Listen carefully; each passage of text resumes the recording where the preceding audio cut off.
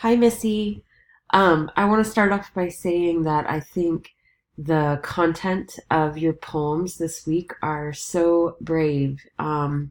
Just really impressed that you're taking some very, very difficult, mournful, negative experiences in your life and turning them into art. I think it is a sign of a great writer and a great poet to be able to do that with their work.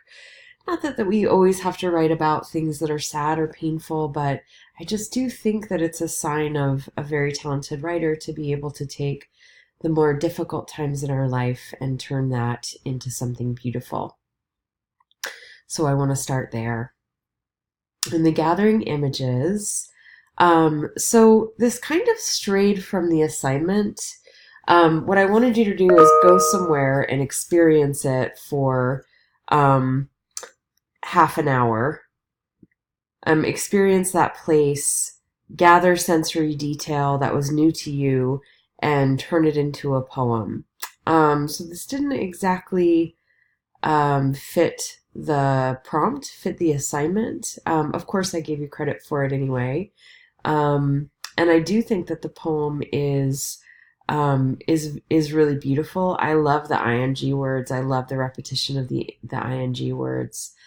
Um, in terms of answering your questions, if I didn't know the context, would this make sense? I have to say it made absolute sense for me. I wasn't exactly sure what was going on, but it definitely felt like some sort of labor. So I didn't know if that was childbirth. I didn't know if that was being at the gym. I didn't know if that was cheering for a sports team, right? I wasn't exactly sure. The exact context, but I don't think that matters. I think we write poems and then we let our readers interpret it for themselves. And if they bring different life experiences to that poem, then so be it.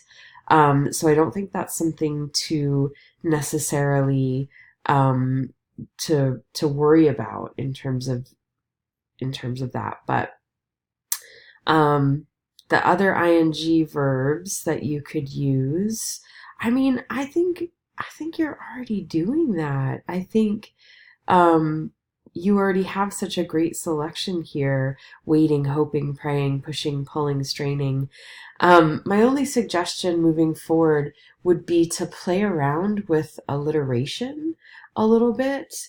I wonder what that might do in the next edit. So, gripping, clamping, squeezing, crying, groaning, moaning.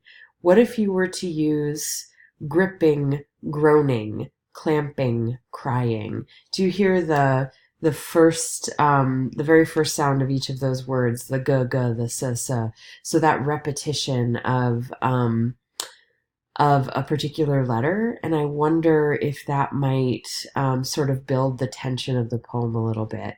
So I'm going to leave it to you, as always, to see if you'd like to attempt that and try that suggestion. Um, I think this second poem is really lovely as well, super lovely.